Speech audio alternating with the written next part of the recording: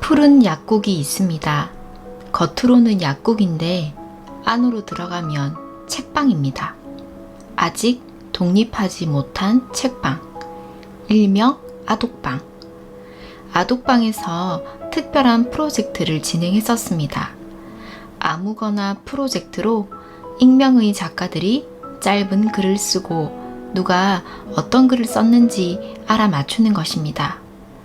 아쉽게도 이벤트는 끝났지만 이 깜찍발랄한 프로젝트와 책을 여러분에게 소개하는 것이 큰 의미가 있다고 생각합니다. 아독방의 책은 소설, 이제 막 독립한 이야기, 우연한 사랑, 필연적 죽음이 있고 시, 에세이가 적혀져 있는 소리 없이 누운 자리만 남았다가 있습니다. 저는 2권 다 읽었고요. 오늘은 소설, 이제 막 독립한 이야기, 우연한 사랑, 필연적 죽음을 낭독해 볼까 합니다. 추천사 중 소설가 염숭숙님의 말씀 들어볼게요. 독자들의 책을 읽으면서 내가 지녀온 오랜 신념에 학답을 받는 기분이 들었다. 누군가가 끊임없이 책을 읽는다면 그는 이미 작가라는 것. 독자는 이미 예견되고 준비된 작가로서 자신도 모르는 사이 진실을 갈구하고 자신의 내면을 탐색해 나간다는 것. 그침없이 책을 읽고 또 읽어나가는 사이에 독자는 저마다의 진심 어린 세계를 구축한다는 것. 독자의 진정은 여기에 있고 그들은 곧 수면 아래를 들여다보듯 자기 안에 무엇을 간주하고 직시하며 드디어 발견해내는 작가가 된다. 거대한 걸음을 가진 존재가 된다. 더 무슨 말이 필요할까? 독자들의 책은 그 자체로 무섭도록 놀라운 서사이자 세계다. 같이 한번 목차를 살펴볼까요? 추천사가 있고 소설, 정확한 사랑의 증명, 어느 날, 망상 혹은 추리, 보통의 메타포, 인사, 여러 책들이 보이네요. 어떤 책을 읽으면 좋을까? 살금이님의 어느 날이 좋겠네요. 단 한 번 어떤 남자와 어떤 여자가 만납니다. 한 번의 만남이었지만 간혹 생각나는 사람. 여자는 어디로든 떠나기 좋은 배낭 하나를 메고 아무도 찾지 않는 Y역으로 가고 있었습니다. 만두를 파는 노점상 아주머니에게 Y역으로 가는 길을 묻습니다. 하루 종일 아무것도 먹지 못한 터라 배가 고팠던 여자는 만두를 사들고는 길을 나섭니다. 시골 마을로 접어들었을 때 남자를 만나게 됩니다. 그 역시 Y역으로 가고 있었습니다. 그녀는 어리숙한 그를 바라보다가 같이 갈래요? 라고 말하며 두 사람은 같이 걷기 시작합니다. 두 사람은 지도에도 없는 Y역을 찾아 걷습니다. Y역이 지도에 없다는 걸 알고 오신 거예요? 알기는 한참 전에 알았는데 한동안 잊고 있다가 며칠 전 문득 생각이 났어요. 아, 그런 역이 있었지. 그 역에 가봐야겠다 하고. 뭔가 낭만적이네요. 전혀. Y역에 도착한 그 남자와 그 여자는 만두를 나눠 먹으며 재미있는 상상을 하기 시작합니다. Y역에 얽혀있는 상상. 그곳에 살았던 사람들의 이야기를 서로의 상상력을 더해 풍성한 이야기로 만들어 나갑니다. 자, 이제 그쪽이 얘기해봐요. 뭘요? 상상력. 그 뒤의 이야기를 지으라고요. 많은 이야기의 끝에 그와 그녀는 오랫동안 이야기를 나누었으나 마치 약속이나 한 것처럼 서로의 이름이나 나이는 묻지 않았습니다. 그녀는 그를 이렇게 묘사했어요. 언젠가 그 어느 날 완성하지 못한 이야기를 가지고 같이 걸었던 사람이 있다. 마지막까지 그는 어떤 말로도 나에게 결말을 강요하거나 재촉하지 않았다. 처음 우리가 우연히 만났던 지점에서 다시 헤어지면서 담담한 목소리로 인사를 건넸을 뿐이다. 5번째 열차가 오는 날 다시 만나요. 공상님의 접혔다 펴진 갈피에는 흔적이 남아서도 좋은 것 같아요. 시작할게요. 피터는 크로아티아의 스플리트라는 도시가 마음에 들었다. 아드리아해를 벗삼아 펼쳐진 도시. 피터는 카페에서 소희에게 말했다. 나 크로아티아 가려고. 뭐? 크로아티아? 거기 가서 뭘 할 건데? 피터와 소희는 연인 사이로 소희를 만날 때마다 피터는 그의 소망을 이야기하곤 했었다. 그러나 말뿐인 그의 언사에 소희는 다소 지쳐 있었다. 그래서 그녀는 큰 의미를 두지 않고 대화에 임했다. 그냥 아드리아해가 보이는 카페에 가만히 앉아있으면 뭐라도 떠오를 것 같아서. 이제 서울 사는 것도 슬슬 지겹고 이번에는 조금 진지하게 고민하고 있어. 너도 같이 가는 거 어때? 그의 말에 소희는 말문이 막혔다. 사실 소희는 4살배기 아들을 둔 싱글맘이었다. 고단한 싱글맘의 삶에 아무런 예고도 없이 들어와 가벼운 응원과 힘을 보태는 피터가 싫지 않았다. 그와 재혼을 하기보다 재현을 바랬다. 싱글맘이 아닌 여자로 만들어줄 과거의 재현. 그날 피터와 소희는 싸웠다. 소희를 혼자 내버려 두는 것은 마음이 아렸지만 어느덧 나이가 34. 시간이 스스로 흐르는 것인지 시간을 흘려보낸 것인지 깨닫지도 못한 채 지나가 버린 날들이었다. 그래서 피터에게 크로아티아는 스스로에게 주는 마지막 기회였다.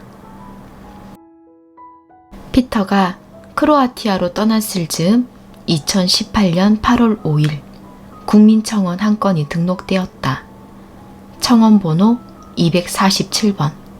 이 청원은 정부의 큰 골칫거리로 다가왔다.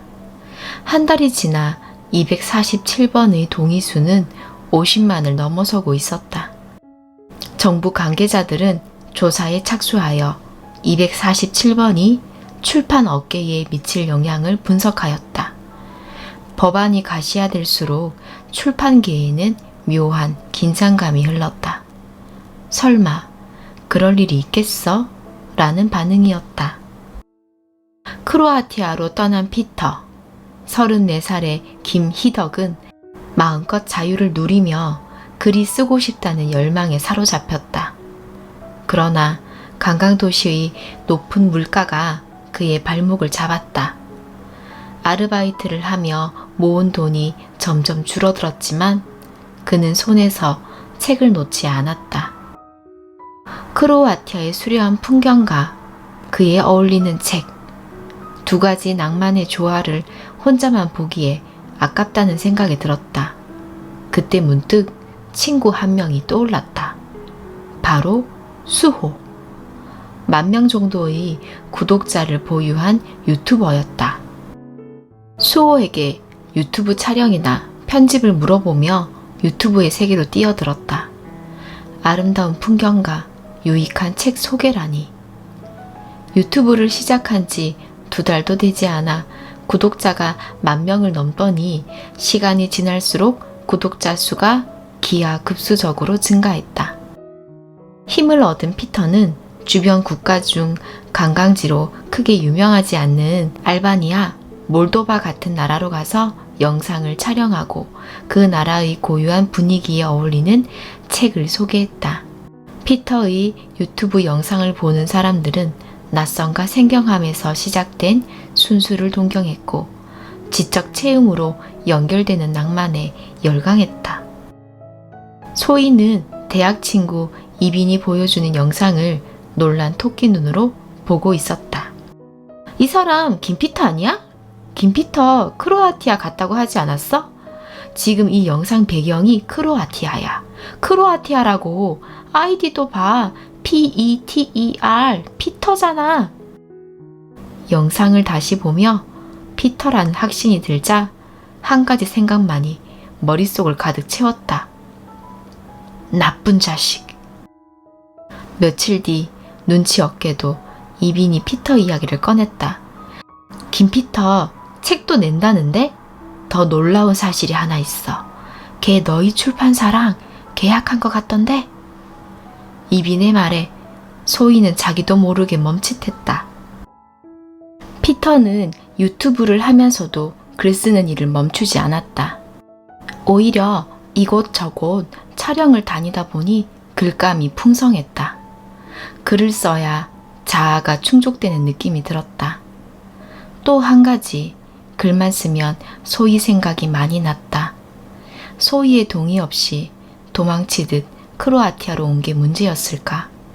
소희에게 연락하기가 주저되었다. 그럼에도 출간 작업은 순조로웠다. 그런데 최종 교정 작업과 제목을 결정하는 단계에서 이상한 기운이 감돌았다. 정부에서 어떤 법안을 준비하고 있는데 그 법안이 확정되면 출간을 미뤄야 할 수 있다고 편집자가 말했다. 이 무슨 얼토당토하는 소린가? 한 해에 출간되는 책이 7만 권을 넘는다는데 그럴 리가 없지. 청원 번호 247번이 법으로 통과되었다. 그 법안이란 신규 도서 출간 제한으로 기존에 출간된 도서의 가치를 되찾고 가열된 출판 시장의 부조리와 폐습을 근절하기 위해 2020년을 출판 시장 재생의 원년으로 지정한 것이었다. 쉽게 말해 2020년 1월 1일부터 12월 31일까지 정기 간행물을 제외한 단행본의 신규 출간을 제한한 것이었다. 출판업계에 비상이 걸렸다. 청천벽력은 그야말로 이럴 때 쓰는 말인가 싶었다.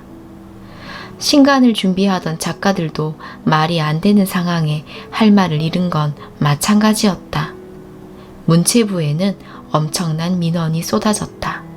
그러나 이미 공포된 법안이기에 문체부에서도 어쩔 도리가 없었다. 정말 너무한 거 아니에요? 피터의 얼굴은 불그락 푸르락 상기되었다. 편집자는 덩그러니 노인 가제본을 아무 말 없이 응시했다. 가장 하고 싶었던 일이기에 상실감과 허무는 배로 컸다.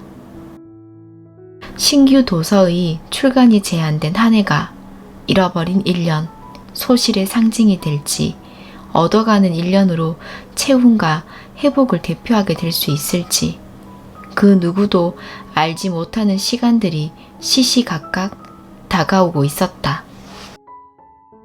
소설의 인물과 설정이 꽤 흥미로웠습니다. 특히 크로아티아를 동경하는 피터의 모습이 저와 많이 닮았다고 느꼈습니다. 저도 언젠가 경치 좋은 곳에서 책 소개를 하는 영상을 제작하고 싶다고 생각했었거든요. 그리고 마지막에 잃어버린 1년, 소실의 상징, 이 표현도 좋았습니다. 선배님들의 2020년은 소실을 상징하는 제한된 한 해인가요? 아니면 채움과 회복을 대표하는 얻어가는 1년인가요? 만약 선배님들의 2020년 상반기가 소실의 상징이었다면 하반기는 채움과 회복이길 바라봅니다. 이 책의 문장 하나를 나누며 이만 인사를 나눌게요.